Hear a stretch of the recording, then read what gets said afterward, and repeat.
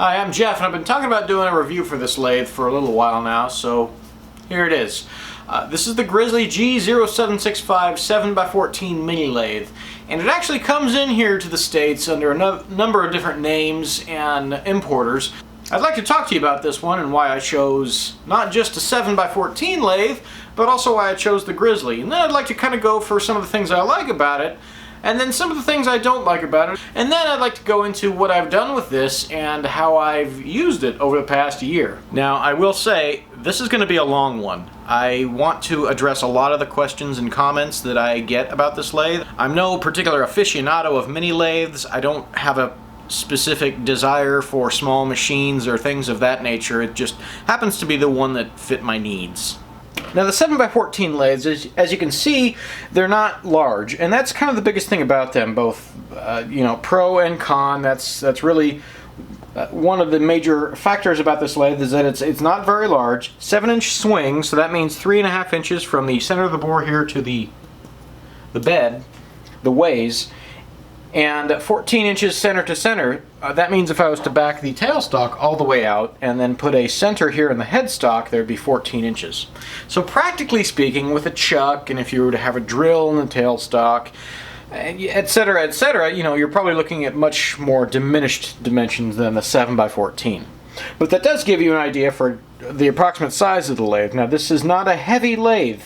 The shipping weight is just over 100 pounds, and the actual machine weight is, maybe just under 100 pounds.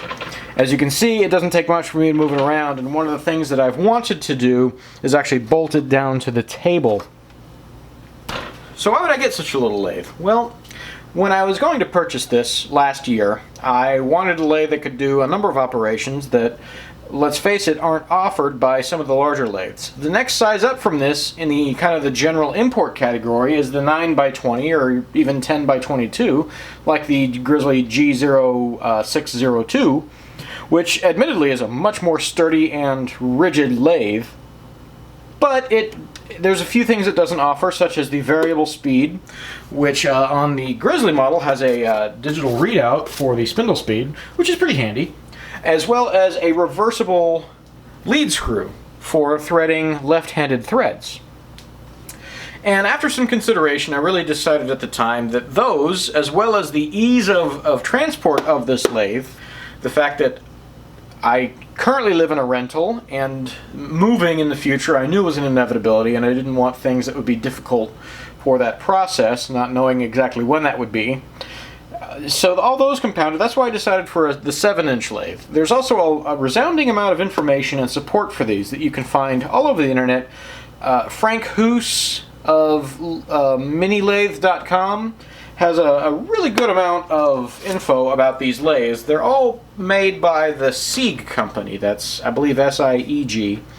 And they're imported under different names, including Sieg itself, but this is also the same basic one as sold by Harbor Freight, as well as Little Machine Shop and Micromark, and I believe Cummins has a brand of this, as well as Big Dog Machine, which has a very similar to this model.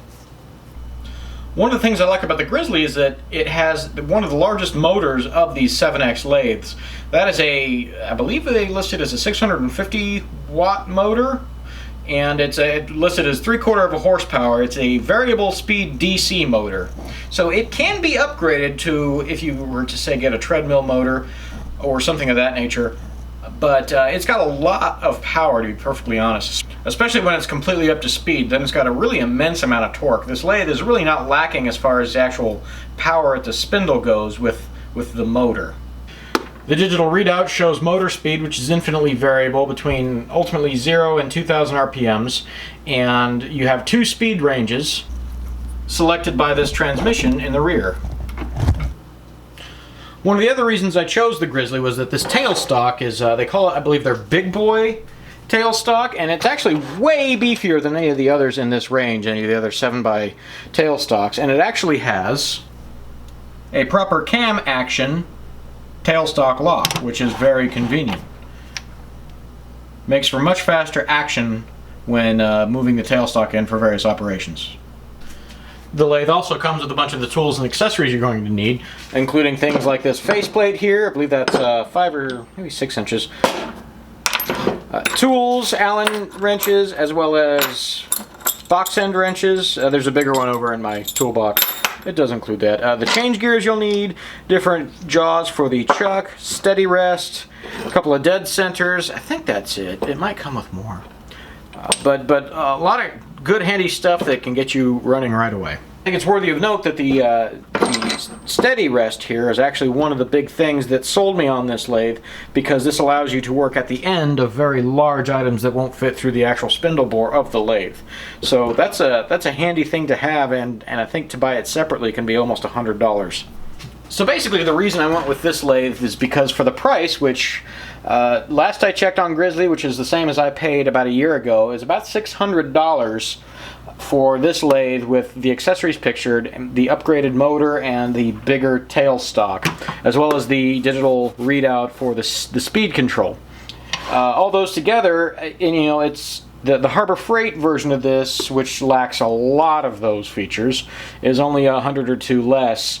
And I believe the Sieg, as you were to buy it from a supplier, it's about the same price and it comes with a lot less features. The Big Dog machine and the Micromark, as well as the one that Little Machine Shop all sell, are pretty comparative to this one, although as far as I recall, they're all a little bit actually more expensive. So that's that. I'm not not necessarily saying one's better than the other here, because there's a lot of nuance there as far as which one you end up going with. You could get a Harbor Freight, and if you're comfortable with what it comes with and its setup, then you obviously are, you know, better off as far as price goes, if that's what you're comfortable with. Or if you'd like a slightly better machine, or at least a comparative machine, you're willing to really pay for that peace of mind, you know, you can go with one of the slightly more expensive ones. I found the Grizzly to be a nice balance of features, accessories, and price point. So given that in mind, why I chose this lathe in the first place, what do I like about this lathe? What are the pros? Well, the price is obviously a big consideration. This is very much a beginner's machine in my opinion. You know, very much a first-time machine, or somebody who isn't looking to do machining full-time necessarily, or even heavy duty, but just to have a machine around to kind of play with occasionally, or light duty stuff. This is fantastic for that. I got this because it fit in my budget at the time. I really wanted to start the learning process for machining. Price is a big thing, especially if you're looking at starting into learning machining, and you've got to consider tooling costs and measuring and indicating equipment, work holding, tool holding, all the things that go into machining. It's not just the price of this guy, but it's everything else that you need to buy, and that, you know, that was a major consideration in my budget. But it is really good to start off on. It offers a lot of ability as far as actually getting into machining and learning the processes. So that certainly is a very valid consideration, and one that, you know, I think that makes this one enticing for a learner or beginner, or somebody who wants to just have a little bit of metal turning capabilities in their shop. It's also easy to work with because it is lighter weight, and to clarify that, I mean, you do not need multiple people or special moving equipment just to get this lathe into place. I was able to bring this home in my SUV, and truthfully, I could transport this around in my little Honda Civic. It weighs 100 pounds, so and it's not huge. It's about 3 feet long by, it probably takes up a foot front to back. It can be very easy for somebody who does not have a lot of shop space or even a permanent shop to get into their shop and be able to do an amazing amount of metal turning capacity. Now, some of the questions I get about this lathe is like, what will it cut, or how accurate is it, etc., etc. And to be perfectly honest, I have not cut an extreme variety of materials in this lathe, but you can watch the videos. You can verify this with what I show you in my videos. I've cut 4140 steel. That's medium alloy hardenable steel. I've cut 01 tool steel in this, aka drill rod. I've done a lot of work on that with this lathe, and no issue there. Aluminum, obviously, this lathe really loves. Aluminum and brass, they both machine beautifully in a lathe such as this. I've also done stainless steel. I've done 300 series stainless steel, which admittedly is a huge pain in the butt to work with, but this lathe, it's not by no fault of this machine, as well as a good amount of 17-4 stainless steel.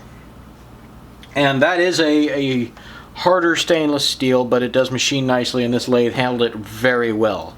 So it'll definitely make cuts in material, but what else will it do? Well, I mean, this lathe, as you've seen in a number of my videos, I can cut threads on this, and I really haven't had a major problem in doing that. This has been a really fantastic lathe for learning the single point threading process on. It does have a thread dial here on the carriage.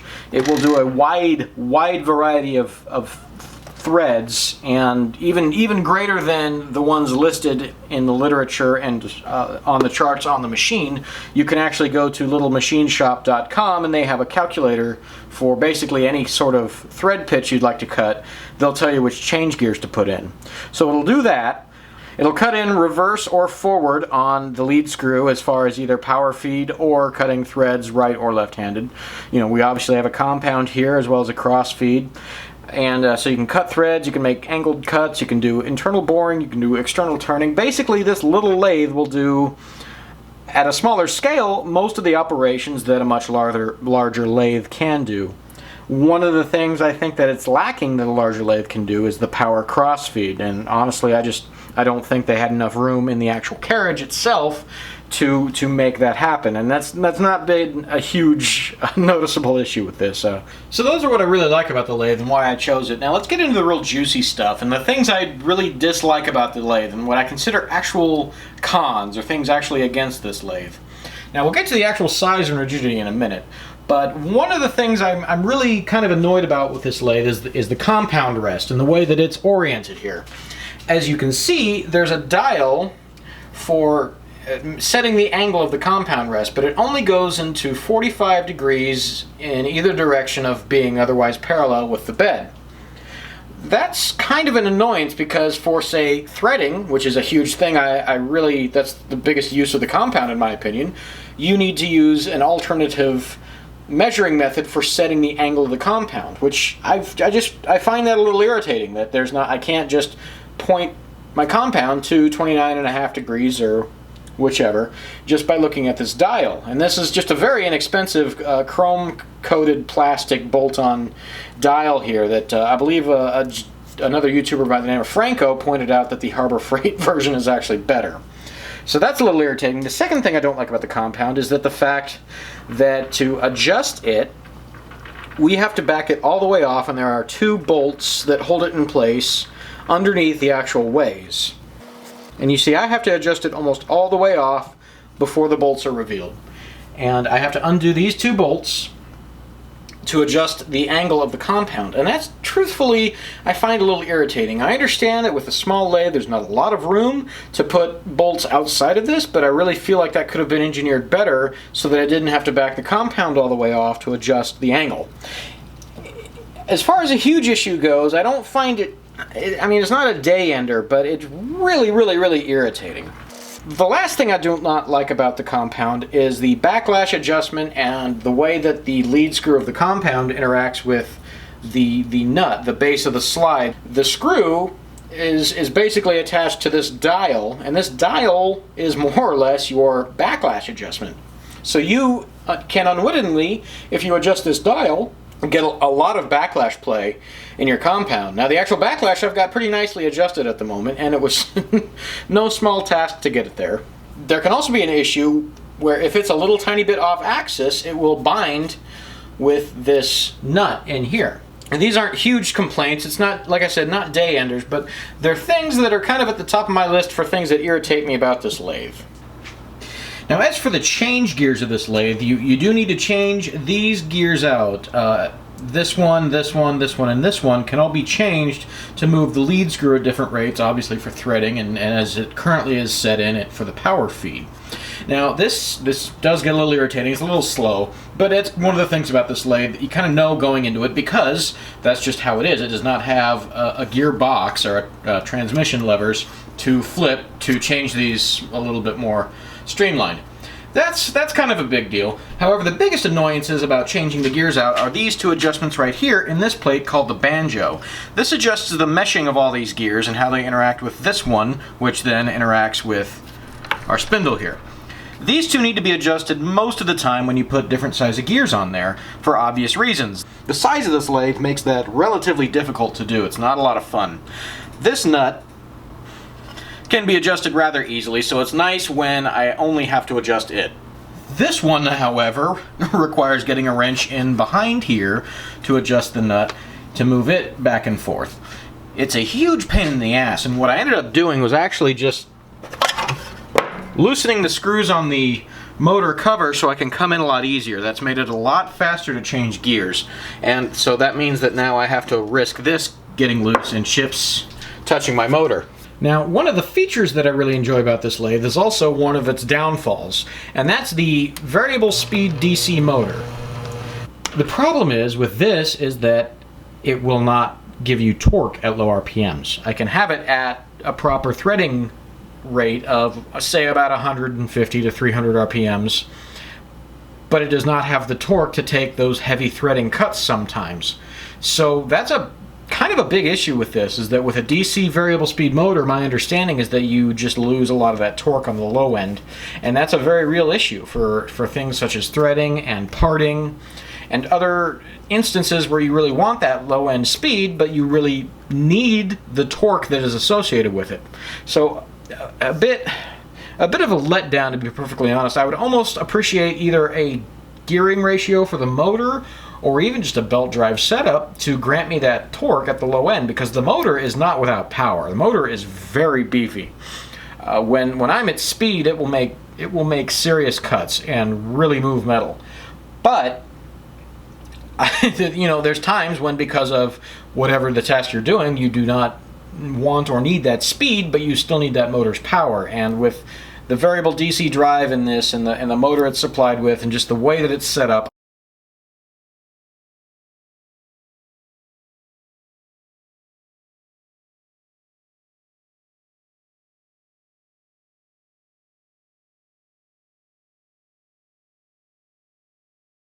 so that's actually one of the bigger things I do not care for with this lathe, is that I think you could do a lot more if it either had a provision for lower torque ratios on the motor, or a different motor that didn't lose torque at its low end. This lever right here is what engages the lead screw, and if you pull it up and put it in the notch here, that moves the lead screw forward, and then it has a notch all the way at the bottom to put it in reverse. Now, the one thing I do not like about this lever is that it has a couple of detents here in the pot metal that will lose this lever. It doesn't have enough spring tension to stay in there if for some reason the torque of the lead screw puts enough force on it. I've had that happen during threading procedures, and you have to completely re-indicate and re-chase your threads. It kind of completely screws your pooch on your threads if it doesn't completely destroy the part. So that's a real big annoyance. Usually what I end up doing when threading is putting a steel block or something underneath here, and it's just my way of conquering the problem. I've tried tightening the tension on this handle here. That doesn't seem to help. Tightening the tension on this nut doesn't seem to help. I just put a block here that physically keep it from moving. Now, something you may be noticing in this video that I usually don't show in my other videos is that I actually keep this back cover off the lathe most of the time, because I'm usually doing processes where I want to have power feed and threading. So having to screw on and unscrew this cover usually just kind of slows me down, and, well, let's face it, to be perfectly honest, out of laziness, I just keep this aside, and this area is rarely affected by chips. It's also not something that I keep my hands near when the lathe is running, although don't be mistaken, it's very, very unsafe to leave these exposed, so just know that. But I really do wish that instead of the two screws that hold this on, which are starting to strip, to be perfectly honest, I wish this had more of a hinge type mechanism or a door. Something to just make it a little bit easier to, maybe a vertical hinge like that. That'd be a good mod, right? That works. But something to make it a little bit easier, a little bit more quick access, and less tedious in an operation that's already going to slow you down anyway. Now let's go ahead and talk about kind of the elephant in the room here as far as cons go, and that is the machine's weight, size, and rigidity. Now this is something that I kind of want to touch delicately and clinically, because let's face it, the fact about the machine is that we know it is only so big, weighs so much, and that's what it is with a machine. So to even consider that a con in the first place is, to me, you know, almost questionable, because it's like saying I ordered ice water and it's too cold, right?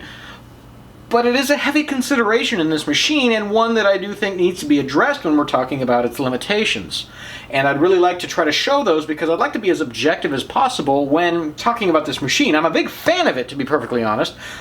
It's not without drawbacks that do make it a lot more difficult to do certain tasks on this machine. So the size and the weight, I mean, like I said, it's about 3 feet long. We've got a work envelope of, practically speaking, about 12 inches, and truthfully that's even sort of pushing it depending on the particular machining operation you're trying to do. With a machine of this size, weight, and stature, the other big issue you run into is rigidity.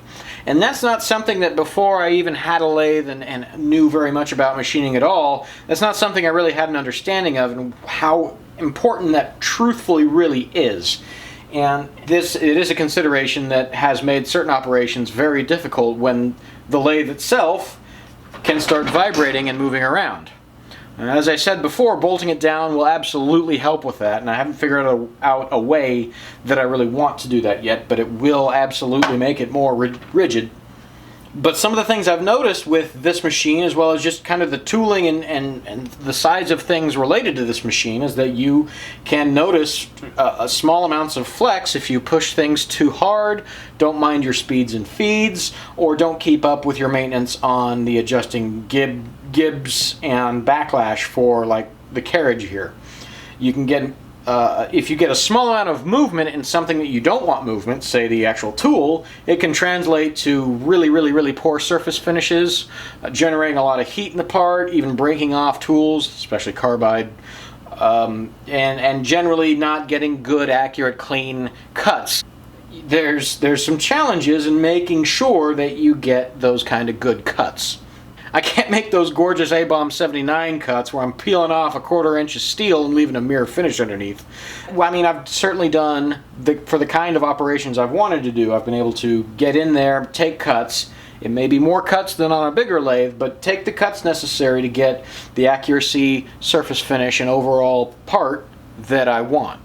I don't know whether to list it as a con or not, because again, I am a huge amateur. Making sure these gib screws are in adjustment, as well as the actual pad screws for, I want to call them the saddles for the carriage on the bed, that's kind of an operation in and of itself, and it really requires a lot of extra attention. And I do notice that even if I've got their little tensioning nuts set, they will, over time, slowly walk out and loosen. If that's my fault, I recognize that and kind of assume that that's the case. However, that is, just as an aside, something that I've noticed, is they really require a good amount of attention to make sure everything is operating very smoothly, but also at the same time very tightly. There's a lot of problems on this little lathe that can arise if your carriage has any slop in it. This machine has a 20mm, or approximately 0.78 inches spindle bore, which is a little small, and I've been able to do some things with it, but that is one of the limiting factors of its size. I think that's about as big as they could fit into a machine of this stature, so it's not a huge issue, but it is something worthy of note. This bolt walked itself out a long time ago, and it really hasn't been an issue. This hand wheel doesn't seem to want to slide off this keyed shaft. It's kind of funny in my opinion. Now the biggest and last real con I have with this machine is the actual screws holding everything in. I've had to replace a number of them because the heads end up stripping out. The 2 screws that hold the compound in place are from the hardware store, and they are far better than the ones that ship with this lathe. Same with a couple of other set screws in other places in the machine, as well as the actual nuts that hold the the chuck onto the spindle, I mean, they work, but the hole was actually off center of the hex, which is remarkable. I've never seen that before. So the nuts and bolts that kind of come on this lathe, you know, they're of unfortunately low quality. It can be a real issue if you're in the middle of something and the head of one of your bolts strips out, and now you have a secondary project that you have to deal with, as well as a trip to the hardware store. The tool post that comes with this lathe is called a 4-way tool post, and as you can see here, it's just got this channel all the way around it with these set screws, so you could in theory hold tools in 4 different positions for just quick indexing of them for different operations on the lathe. It's actually a really ingenious little design. I don't dislike it, however it does have some drawbacks. A couple of the main things I do not like about it is that to set the height of the tool, you do need to shim the bottom of the tool, usually just with, you know, extra feeler gauges or shim stock or something other of that nature, and it can be really tedious to get your tool right at the perfect height when you're trying to just rearrange stacks of shims underneath it. That makes this tool holder far less easy than either a rocker style tool post or a quick change tool post with the adjustment screw, and so that's a little bit regressive, you know, but it is still a very, very rigid holder. This seems to be hardened tool steel, and I did use it for several months, and other than the tediousness of adjusting tool height, I don't have any other complaints except holding boring bars and holding cutoff tools. Now, I made this little jig. This is a really, really, really crudely made item I made last year just to hold boring bars in this 4-way tool post. And despite its crudeness, it's far better than trying to put a boring bar into this tool post by itself. Holding a cutoff tool is about equally much of a pain because you need one of these adapters. There's, as far as I can tell, no real practical way to hold a cutoff tool in this sort of tool holder. So you need to I bought this adapter, again, from Little Machine Shop, and it works very well. It holds just, I don't know what the width of this is, 1/16, so okay, 60 thousandths, cutoff tool, and it works pretty well, but then you end up with a good amount of stick out, which can lead to a decent amount of flex. It's also, when using a jig like this, very difficult to get its height set because now you're limited with even more restricted space to get spacers in. So it does work and it's very possible to use, but in my opinion it's a little bit of a pain. Now, one upgrade to mitigate the shortcomings of this 4-way tool post is something like this. This is what I've been using for the last almost a year now, at least the last 10 or so months. This is a quick change tool post from A2Z CNC company, and I did a small video on it when I received it because it is neat and it's a pretty attractive price. I believe it's just under $100 for this, and then a number of tool holders to hold things like your cutoff tools, your boring tools, and just turning tools. So you get more tool holding capabilities, and you get the quickness of adjustment. They all have this bolt right here that adjusts the tool height, which is very nice, and it makes it very easy to set your tool height and get your tools in order. I do like that aspect of it a lot. However, this tool post, it is entirely aluminum and I get flex in it. I do not like that, and I've noticed it a lot. The tool holders themselves I've had to modify just to get them usable, even right out of the box. I had to chase the set screw threads with a tap, and I've had to modify like the cutoff tool holder just so it would hold cutoff tools without them flying out, even when it's the one they say is supposed to fit in there. So ultimately, if you're going to go to a quick change tool post, I would not recommend this one. I would go with the Chinese version. Once again, Little Machine Shop sells it for, I believe, about $130. It's all steel, and it has compatibility with other quick change tool holders that are already on the market, as far as I know. This one is very neat. I love what I've done with it, but it's with its shortcomings versus what else is on the market. I would, if I had to do it all over, I wouldn't go with this one. Now, in discussion of some of the other upgrades and accessories I've purchased or created for this lathe, I'd like to talk about this 4-jaw chuck. I've gotten a lot of questions about it, and this is just straight, once again, from Little Machine Shop. It's a 5-inch, and you can get it from there for just over $100 with this adapting back plate here that mounts right onto the spindle with no real effort. It's super easy and it's really cheap, and this is one of the best ways that you can get really good concentricity on the little lathe. One of the things I really want to point out with the 3-jaw chuck on the little lathe is that because of these mounting studs, the way they fit into the faceplate on the spindle, you will almost always get just a little bit of run out with a 3-jaw chuck, the self-centering scrolling chuck.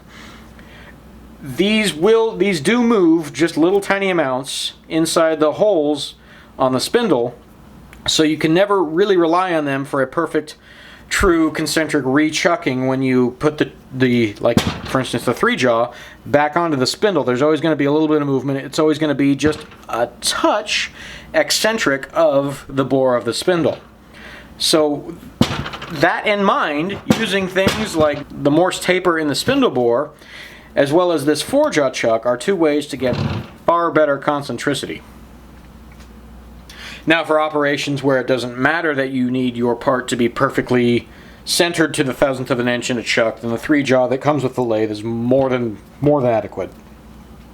Now after discussing the pros and the cons, I'd like to talk about some of the things that I've experienced with this lathe and some of my fixes for them.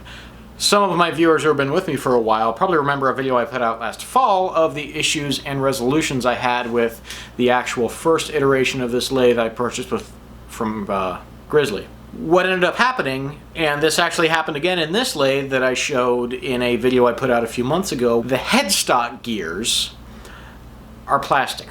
Now, almost all of the gears on this lathe that drive the lead screw and everything between the motor, the spindle and the lead screw, almost all those gears are plastic, and the outboard gears that drive the lead screw, the change gears as they're called, that really doesn't bother me. They're very easily replaceable if one is to strip, and truthfully there's not as much torque placed on those gears to where it's even an issue. I haven't had an issue with the plastic change gears for the lead screw at all. The gears in the headstock, however, are an entirely different story.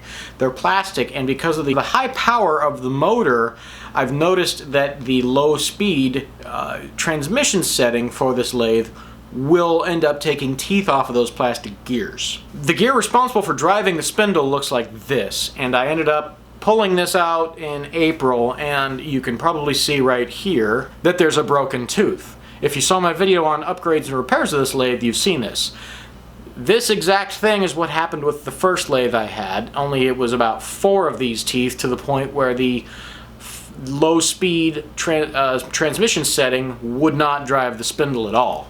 Now the first time this happened, sometime last fall, I took the lathe apart and identified the issue with the gears, but at the time did not know how to change the gears in the headstock on the spindle. After calling Grizzly, who were very helpful about the situation, they offered to resolve it with me. One of the ways would be just to send the entire machine back. One of the other options would for them to send me the gear. They were both out of stock on it, and I didn't know how to change it. Since I only live a couple of hours away from the Grizzly location in Springfield, Missouri, I actually asked if I could just bring it down. They could look at it while I perused their store, and that's exactly what happened. And what they ended up doing was just offering to send me a brand new lathe because they didn't have the parts to fix on hand.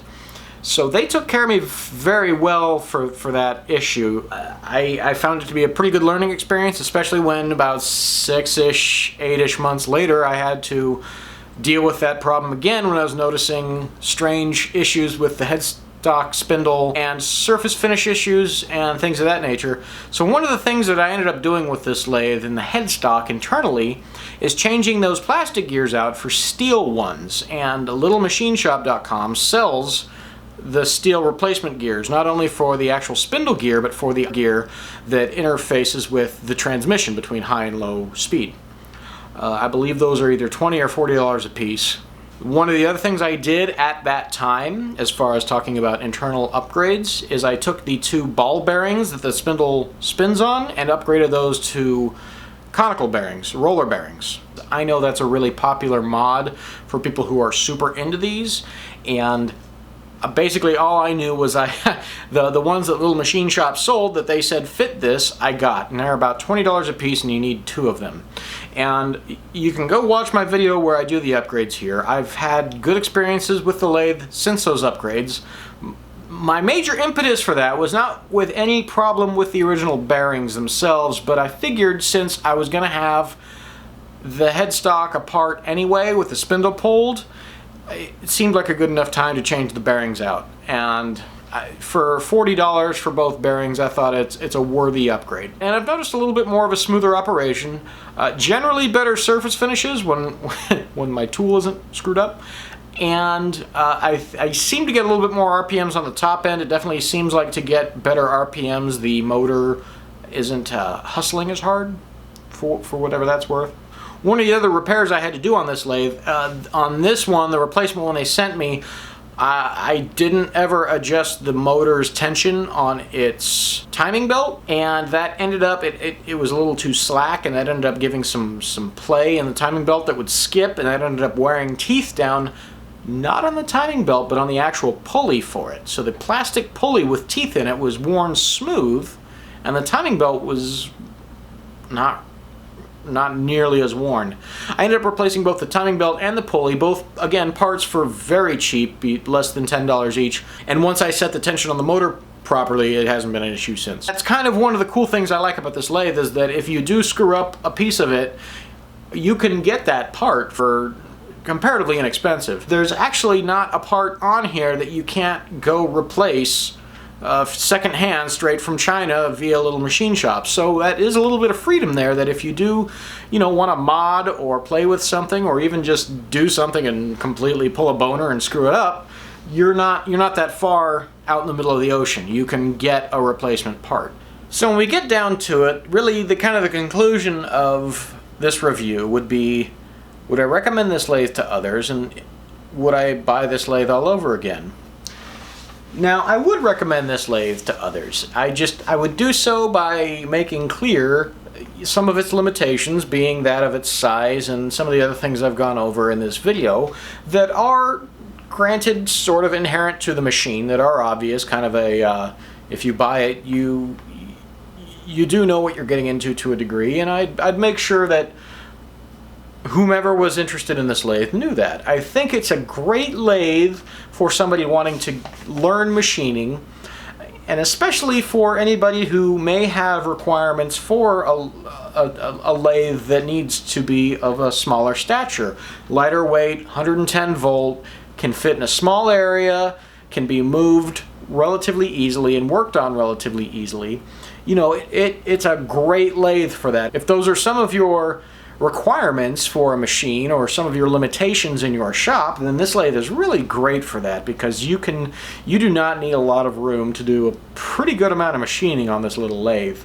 I think it's also a good option for a lot of people in the making community who do want to get into machining and doing metal turning and things of that nature, but don't want to dedicate an entire shop to a heavier or more expensive lathe. You know, it's a great, if you're not focused on doing machining stuff primarily, I think it's great. Now, would I buy it again? Well, looking at the considerations I took at the time I purchased this lathe, I think I chose wisely at the time, knowing what I did then.